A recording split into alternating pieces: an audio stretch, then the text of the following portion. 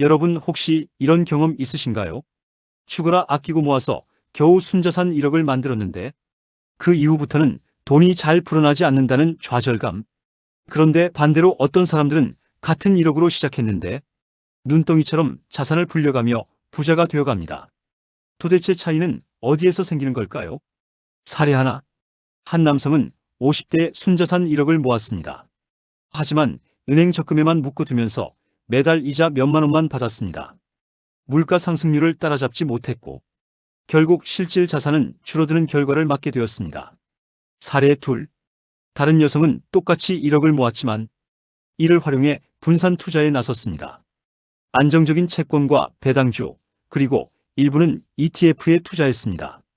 그 결과 자산은 매년 조금씩 불어나 결국 10년 만에 2배 이상으로 늘어났습니다.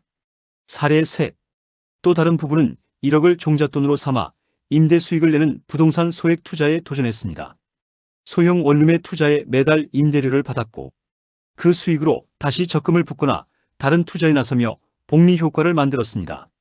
시간이 지날수록 현금 흐름이 탄탄해져 생활이 점점 안정되었습니다. 문제 공감. 이처럼 순자산 1억을 모으는 것 자체도 어렵지만 그 이후 어떻게 굴리느냐에 따라 결과는 천차만별입니다. 단순히 저축에만 머물면 돈은 불어나지 않습니다. 하지만 전략적으로 관리하면 눈덩이처럼 자산이 불어나는 경험을 할 수 있습니다. 해결책의 방향. 그렇다면 순자산 1억 이후 반드시 알아야 할 재테크 비밀은 무엇일까요? 첫째, 자산을 나누는 분산 투자 전략. 둘째, 돈이 스스로 일하게 만드는 현금 흐름 설계. 셋째, 세금과 제도를 활용한 절세 전략. 이 세 가지가 핵심입니다. 실행 가능한 방법. 우선 자산을 한 군데 묶어두지 말고 나누어야 합니다. 안정성을 확보할 수 있는 채권이나 예금 상품과 성장을 노릴 수 있는 주식이나 ETF를 적절히 배분하는 것입니다. 또한 매달 일정한 현금 흐름을 만들어야 합니다. 배당주나 리츠 같은 상품을 활용하면 월세처럼 수익을 얻을 수 있습니다. 마지막으로 세금 혜택이 있는 연금저축, IRP 계좌를 적극적으로 활용해야 합니다. 이 절세 효과만으로도 장기적으로 큰 차이를 만들 수 있습니다. 다음, 실제로 어떤 상품을 통해 어떻게 포트폴리오를 구성해야 하는지, 그리고 순자산 1억 이후 자산을 눈덩이처럼 불리는 구체적인 전략을 심층적으로 다루겠습니다. 순자산 1억을 만드는 것도 쉽지 않지만 그 이후 어떻게 자산을 불리느냐가 진짜 부자의 길을 가르는 갈림길입니다. 많은 분들이 1억을 만들고도 은행 예금에 묶어두거나 단순히 적금만 들다 보니 물가 상승을 따라가지 못해 오히려 실질 자산이 줄어드는 경험을 합니다. 반대로 전략적으로 자산을 굴린 사람들은 같은 돈으로 눈덩이처럼 불려가며 삶의 안정은 물론 부의 확장을 이루어냅니다. 그렇다면 1억 이후 어떤 전략을 세워야 할까요? 첫째는 자산 배분입니다. 모든 돈을 한 곳에 몰아넣는 것은 가장 위험한 선택입니다. 은행 적금은 안전하지만 수익이 너무 낮고 주식은 성장성이 크지만 위험이 높습니다.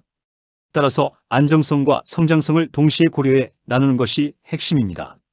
예를 들어 절반은 안정적인 채권이나 고금리 예금에 두고 나머지는 배당주나 ETF 같은 상품에 투자하는 식입니다. 중요한 점은 비율을 딱 잘라 정하는 것이 아니라 본인의 성향과 상황에 맞추어 조정해야 한다는 것입니다. 안정적인 소득이 있는 분은 조금 더 공격적인 투자가 가능하지만 은퇴 후라면 안전 비중을 높이는 것이 좋습니다. 둘째는 현금 흐름을 만드는 것입니다. 돈이 돈을 벌게 하는 구조를 만들어야 눈덩이 효과가 생깁니다. 단순히 평가 차익을 기다리는 것이 아니라 매달 일정한 현금이 들어오게 설계하는 것이 중요합니다. 배당주, 리츠, 채권형 ETF는 대표적인 방법입니다. 이런 상품들은 주가가 오르내려도 일정한 배당이나 이자가 나오므로 생활비의 일부를 충당할 수 있습니다. 소형 부동산 임대도 좋은 예입니다. 임대료가 꾸준히 들어오면 다른 자산을 지키는 데 큰 도움이 됩니다. 결국 자산이 현금 흐름을 만들어내면 생활비를 위해 원금을 건드리지 않아도 되기 때문에 시간이 지날수록 자산이 더욱 불어납니다. 셋째는 절세 전략입니다. 같은 수익을 올려도 세금을 얼마나 줄이느냐에 따라 실제 손에 남는 돈은 크게 달라집니다. 연금저축이나 IRP 계좌를 활용하면 매년 세액 공제 혜택을 받을 수 있습니다. 장기적으로는 이 계좌들을 통해 투자해 은퇴 후 연금으로 받을 수 있으니 이중으로 유리합니다. 또한 금융소득 종합과세 구간을 피하기 위해 자산을 분산해 두는 것도 필요합니다. 절세는 눈에 잘 보이지 않지만 장기적으로는 가장 확실한 재테크 수단입니다. 넷째는 투자 습관입니다. 순자산 1억을 모았다면 이제 중요한 것은 투자에 대한 일관성과 습관입니다. 시장의 오르내림에 따라 매번 불안해하며 팔고 사는 것이 아니라 정기적으로 일정 금액을 투자하는 적립식 전략이 필요합니다. 예를 들어 ETF에 매달 일정 금액을 투자하면 시장이 오를 때는 수익을, 내릴 때는 저가 매수를 하게 되어 장기적으로 평균 단가가 낮아집니다. 이는 복리 효과를 키우는 가장 현실적인 방법입니다. 다섯째는 학습과 정보입니다. 1억 이후의 자산 관리는 단순 저축이 아니라 투자이기 때문에 정보와 공부가 필수입니다. 주식, 채권, 부동산, 세금 제도, 정부 지원 정책 등 알아야 할 것이 많습니다. 무작정 따라 하기보다는 스스로 이해하고 판단할 수 있는 눈을 길러야 합니다. 정기적으로 경제 관련 뉴스를 보고 책을 읽고 전문가 강의를 듣는 습관이 필요합니다. 여섯째는 리스크 관리입니다. 아무리 좋은 투자라도 모든 돈을 넣는 것은 위험합니다. 반드시 비상금은 따로 준비해 두어야 합니다. 갑작스러운 의료비나 긴급 상황이 닥쳤을 때 투자 자산을 헐었으면 복리 효과가 깨져버립니다.